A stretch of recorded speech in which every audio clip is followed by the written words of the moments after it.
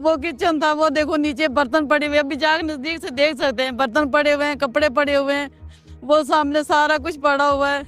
अभी ये थोड़े से मैंने निकाले, मैंने कहा बच्चों को तो पहना दूं। ये मलबे का ढेर नसीम अख्तर के घर का है, जिसे उनकी अदम मौजूदगी में मस्मार कर दिया गया। पाकिस्तान के दारुल हुकूमत इस्लामाबाद में कायम कच्ची बस्ती मुस्लिम कॉलोनी इन दिनों तवज्जो का मरकज बनी हुई है। वही मुस्लिम कॉलोनी जो 1960 में उस वक्त से कायम है जब इस्लामाबाद को मुल्क का दारुल खिलाफा बनाने का फैसला सदर जनरल अयूब खान ने लिया था। बरी इमाम और नूरपुर इलाकों पर मुश्तमिल इस बस्ती में लगभग 3000 से जायद खानदान आबाद थे, जिसे कैपिटल डेवलपमेंट अथॉरिटी की जानिब से 13 नवंबर को शुरू किए जाने वाले एंटी इंक्रोचमेंट ऑपरेशन के बाद मस्मार कर दिया गया। स्कूल गई थी मैं, वो उधर काम करती हूँ, शाम को आएंगे तो पूरा घर घिरा हुआ था, घर में कोई भी नहीं था वक्ती, सब टूटा, ये नीचे पड़ा हुआ है, सब पड़ा हुआ है, अलमारियां हैं, बेड हैं, बर्तन है, अभी हमारे सारे सब कुछ पड़ा हुआ है। देखो कोई काम करता है ना तो अदालत की तरफ से नोटिस आता है, भाई ये रुका है आपके लिए, तो आप यहाँ से चले जाएं। हमें ना कोई रुका दिया गया। हमारे कितने लड़कों ने एहतजाज किया और थानों में जेलों में दिखे खा रहे, कुछ तो अभी भी गायब है वहाँ पे। मुकामी रिहायशियों का इल्जाम है कि सीडीए ने उनसे इस जमीन के एवज भारी रकम वसूल की, जिसके बाद यहाँ तामीरात होती गईं और बिजली पानी के कनेक्शन भी लगे। 2015 में जब सीडीए ने मुस्लिम कॉलोनी जैसे इलाकों के खिलाफ कार्रवाई शुरू की तो इस इकदाम के खिलाफ अवामी वर्कर्स पार्टी ने सुप्रीम कोर्ट से रुजू किया। सीडीए के दफ्तर में कच्ची आबादी का सेल बना हुआ है 2 फ्लोर का, उसके अंदर प्रॉपर रिकॉर्ड है, इनका सारा रिकॉर्ड वहाँ मौजूद है। वहाँ पे नोटिस मुस्लिम कॉलोनी को नहीं मिला था, वो मिला था डिप्लोमेटिक इंक्लेव के गिरदनवा में जो घर हैं उनको मिला था। मुस्लिम कॉलोनी को कोई नोटिस भी नहीं मिला, तो उसमें स्टेटस को ग्रांट भी, उसके बावजूद भी घर डिमोलिश हो रहे हैं, तो सुप्रीम कोर्ट के ऑर्डर भी उसकी वायलेशन हो रही है। इस कॉलोनी में अक्सरियती आबादी कम आमदनी और मजदूर तबके पर मुश्तमिल थी। अब वो न सिर्फ किराए के घर की तलाश में दर दर की ठोकरें खाने पर मजबूर है, वहीं उनकी मजबूरियों का फायदा उठाकर बहुत से घर मालकान उनसे दुगना किराया और एडवांस का मुतालबा कर रहे हैं। किसी के घर में सामान पड़ा हुआ है और खुद हम जो है मैं ससुराल में रह रहा हूँ, अच्छा नहीं लगता ससुराल में रहना, लेकिन मजबूरी है, घर मिल नहीं रहा, जिंदगी दोबारा जीरो से स्टार्ट होगी। अपनी तमाम जमा पूंजी से घर बनाने वाले ये खानदान अब इस फिक्र में है कि इनका मुस्तकबिल क्या होगा, जिसका जवाब किसी के पास भी नहीं।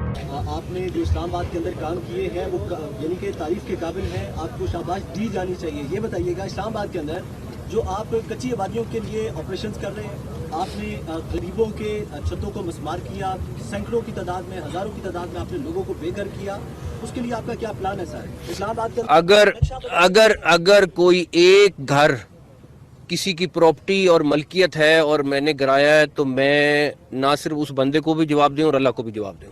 जी मेरे पाकिस्तानियों, जब से ये पीडीएम की हुकूमत आई है और आपको पता है कि इनको जो लाने वाले हैं वो किस तरह, जब से ये लोग आए हैं मुल्क के ऊपर मुसल्लत हुए हैं, तो मेरे पाकिस्तानियों आपने देखा है कि हर तरफ खून की होली खेली जा रही है।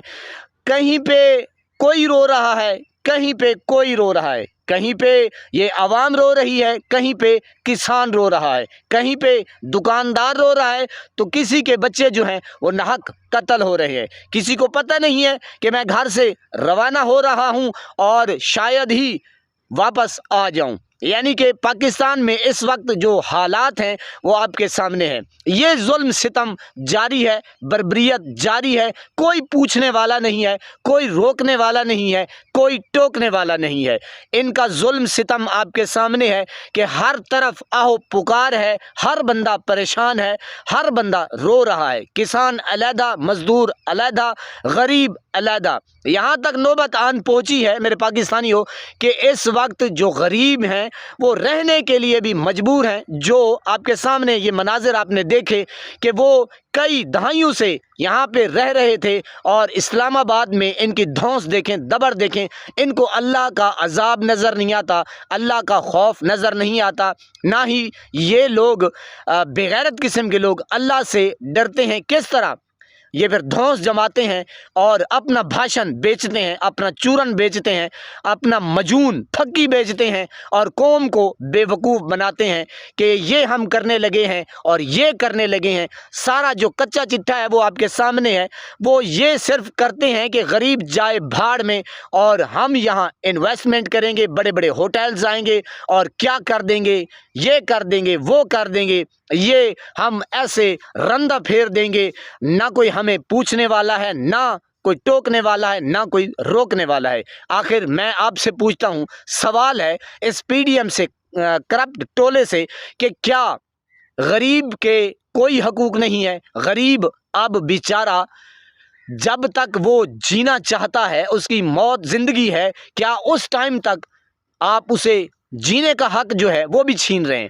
अब ठठरती हुई रातों में, इस सर्दी की रातों में गरीब बेचारे जाएं तो कहाँ जाएं? मेरे पाकिस्तानियों, सवाल छोड़ के जा रहा हूं कि आखिर पाकिस्तान में रहते हुए गरीब बेचारा क्या करे, क्या सोचे? मेरे पाकिस्तानियों, आपने अपनी आरा जो है ना कमेंट सेक्शन में ज़रूर देनी है। अल्लाह पाक आपको सलामत रखे, हंसता बसता फूलों की तरह महकता हुआ रखे, नमाज 5 वक्त अदा करते रहा करें, वालिदैन की खिदमत किया करें और हमसायों का रखे खास ख्याल। हमेशा हमेशा हक और सच की आवाज़ को बुलंद करते रहा करें। जहाँ देखें किसी के साथ जुल्म ज्यादती, वहीं पर अपने होने का सबूत दीजिए।